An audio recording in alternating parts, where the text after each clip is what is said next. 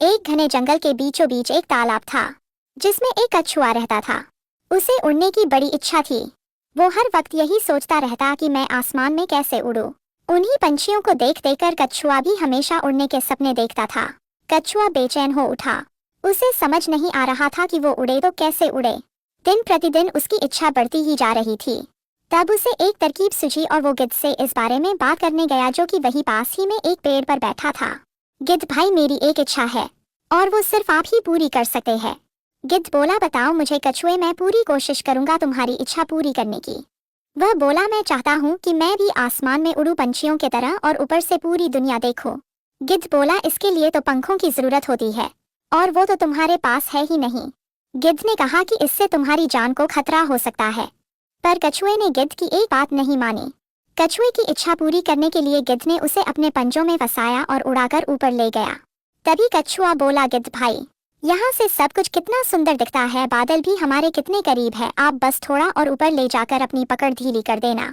गिद्ध के समझाने पर भी कछुआ नहीं माना, तो थोड़ा ऊपर जाकर गिद्ध ने अपनी पकड़ ढीली कर दी और कछुआ नीचे गिरने लगा। कछुआ बोला, अरे वाह, अब तो मैं भी उड़ रहा हूँ, मजा आ गया।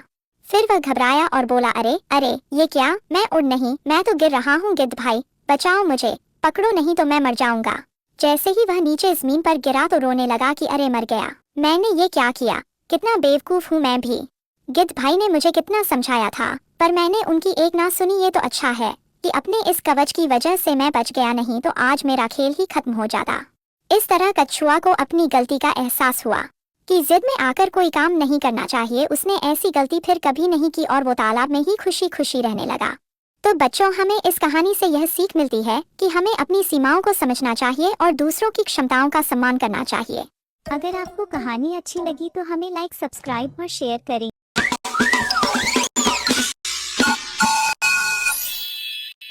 एक समय की बात है, एक तालाब के पास एक बगुला रहता था। वह उसी तालाब से मछलियां पकड़कर अपना पेट भरता था। हर एक मछली उससे नफरत करती थी, लेकिन उसे मछलियां पसंद थी। बगुला कभी भी भूखा नहीं रहता, वह शिकार करता और खाता। बगुला बूढ़ा और कमजोर हो रहा था। वह अब पहले जैसा नहीं था और अब उड़ भी नहीं पाता था। वह सुस्त हो गया था और मछली भी नहीं पकड़ पाता था। वक्त के साथ वह इतना बूढ़ा हो गया था कि शिकार भी नहीं कर पाता था। एक दिन उसे बहुत तेज भूख लगी। उसने कई दिनों से कुछ भी नहीं खाया था। तब उसने अपनी भूख मिटाने के लिए एक योजना बनाई। वह उदास होकर तालाब के किनारे पर आ जाता है। तब मछलियाँ, मेंढक और केकड़े को समझ नहीं आता है कि वह शिकार क्यों नहीं कर रहा है। तब वह केकड़ा उसके पास आता है और पूछता है कि तुम इतने उदास क्यों हो। तब बगुला बोलता है कि कुछ समय बाद यह तालाब को मिट्टी से भर दिया जाएगा, तब सारे प्राणी मारे जाएंगे। सभी तालाब के प्राणी उसकी बात सुनकर परेशान हो जाते हैं। सभी प्राणी बगुले की मदद लेना चाहते थे। तब बगुला एक शर्त रखता है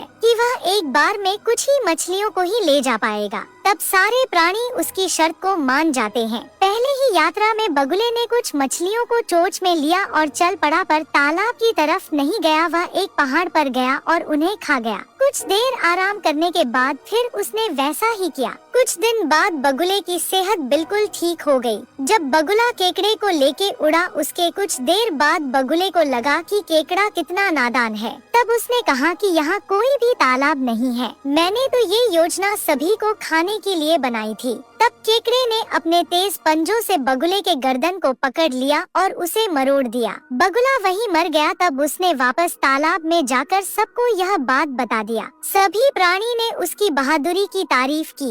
इसलिए बच्चों, हमें जिंदगी में ज्यादा लालच नहीं करना चाहिए। अगर आपको कहानी अच्छी लगी तो हमें लाइक, सब्सक्राइब और शेयर करें।